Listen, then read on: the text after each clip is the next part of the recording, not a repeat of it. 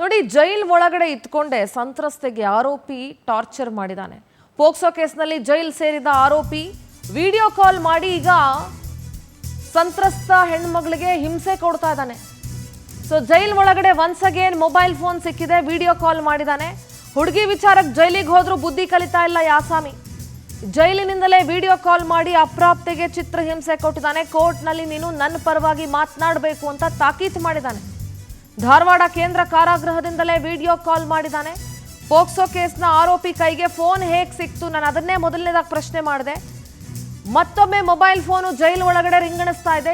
ಹೆಂಗ್ ಸಿಕ್ತು, ಯಾರು ತಗೊಂಡೋಗಿ ಕೊಟ್ರು? ಅಲ್ಲಿರುವಂಥ ಜೈಲಿನ ಸಿಬ್ಬಂದಿ ಯಾರಾದರೂ ಕೊಟ್ಟಿರಬೇಕು, ಇಲ್ಲ ಕದ್ದು ಮುಚ್ಚಿ ಇವನೇ ಇಟ್ಕೊಂಡಿರ್ಬೇಕು, ಇಲ್ಲ ಅಂದ್ರೆ ಅಲ್ಲಿರುವಂಥ ಬೇರೆ ಆರೋಪಿಗಳ ಹತ್ರ ಯಾರ ಹತ್ರ ಆದ್ರೂ ಮೊಬೈಲ್ ಫೋನ್ ಇರಬೇಕು. ಹುಡುಗಿ ವಿಚಾರಕ್ಕೆ ಜೈಲಿಗೆ ಹೋದ್ರೂ ಬುದ್ಧಿ ಕಲಿತಾ ಇಲ್ಲ ಅಪ್ರಾಪ್ತೆ. ಇನ್ನ ಅವಳಿಗೆ ಜೈಲಿಂದ ವಿಡಿಯೋ ಕಾಲ್ ಮಾಡಿ ನೋಡಿ ಎಷ್ಟು ದಿಮಾಕ್ ಇರ್ಬೋದು, ಅವನಿಗೆ ಎಷ್ಟು ದೌಲತ್ ಇರ್ಬೋದು. ಸಂತ್ರಸ್ತ ಹೆಣ್ಮಗಳಿಗೆ ಜೈಲ್ ಒಳಗಡೆಯಿಂದ ವಿಡಿಯೋ ಕಾಲ್ ಮಾಡಿ ತಾಕೀತು ಮಾಡ್ತಾ ಇದ್ದಾನೆ, ಕೋರ್ಟ್ನಲ್ಲಿ ನೀನು ನನ್ನ ಪರವಾಗಿ ಮಾತಾಡಬೇಕು ಅಂತ.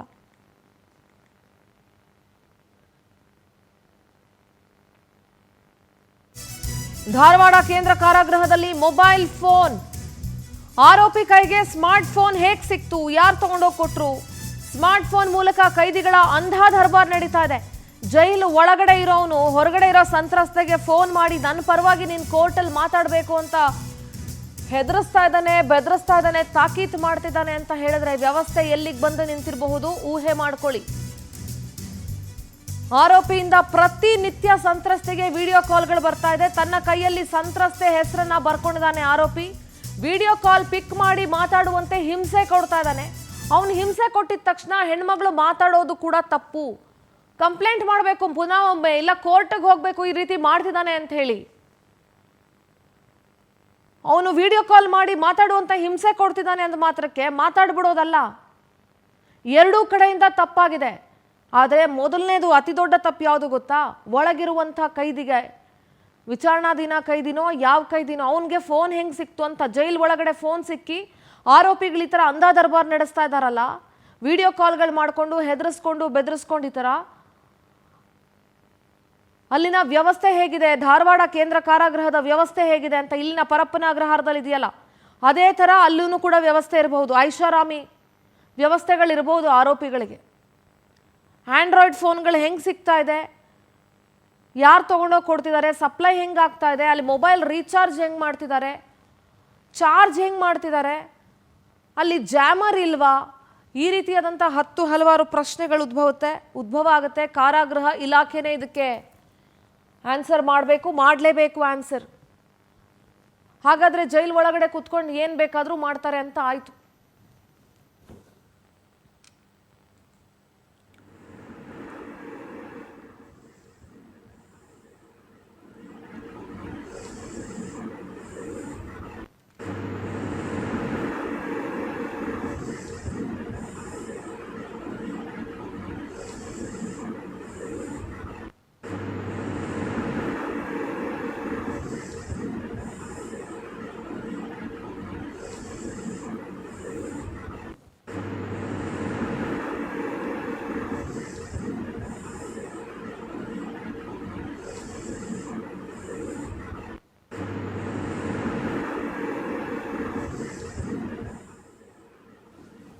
ಧಾರವಾಡ ಪ್ರತಿನಿಧಿ ಸಂತೋಷ್ ಮಾಹಿತಿ ನೀಡ್ತಾರೆ ಇದ್ರ ಬಗ್ಗೆ. ಸಂತೋಷ್, ಹುಡುಗಿ ವಿಚಾರಕ್ಕೆ ಜೈಲಿಗೆ ಹೋದ್ರೂ ಕೂಡ ಇವನು ಬುದ್ಧಿ ಕಲಿತಾ ಇಲ್ಲ.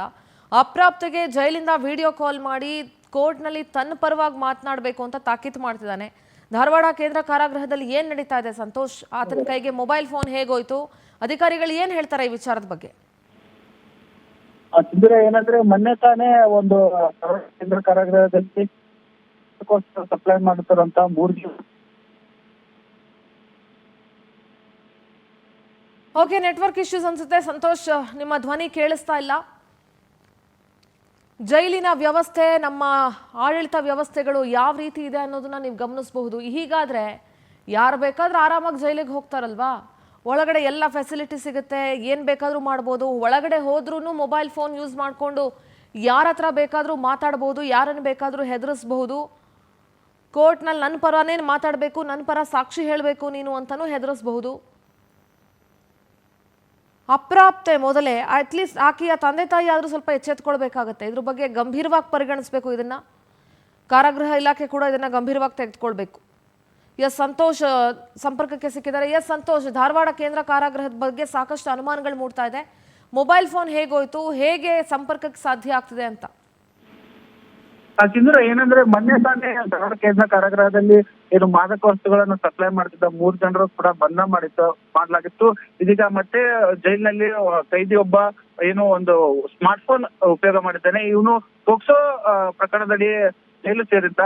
ಅದ ನಂತರ ಯುವತಿಗೆ ಒಂದು ಕಾಲ್ ಮಾಡಿ ಏನು ಒಂದು ಏನು ಆತನ ವಿರುದ್ಧ ದೂರು ಹೇಳದಂತೆ ಏನು ತಾಕೀತು ಮಾಡಿದ್ದಾನೆ. ಹಾಗೆ ಬೆದರಿಕೆ ಕೂಡ ಹಾಕಿರುವುದಾಗಿ ತಿಳಿದು ಬಂದಿದೆ. ಏನು ಪದೇ ಪದೇ ಈ ರೀತಿ ಧಾರವಾಡದಲ್ಲಿ ಕೇಂದ್ರ ಕಾರಾಗೃಹದಲ್ಲಿ ಏನು ಕೈದಿಗಳಿಗೆ ರಾಜ್ಯಾಧ್ಯಕ್ಷ ದೊರಕುತ್ತಿರುವುದು ಸಾಕಷ್ಟು ಬೆಳಕಿಗೆ ಬಂದಿದೆ. ಇನ್ನಾದ್ರೂ ಕೂಡ ಅಧಿಕಾರಿಗಳು ಎಚ್ಚೆತ್ತುಕೊಳ್ತಾರ ಇಲ್ವಾ ಎಂಬುದನ್ನು ಕಾದು ನೋಡ್ಬೇಕಾಗಿದೆ Sindhura. All right Santosh, thank you ನಿಮ್ಮೆಲ್ಲ ಡೀಟೇಲ್ಸ್ಗಾಗಿ.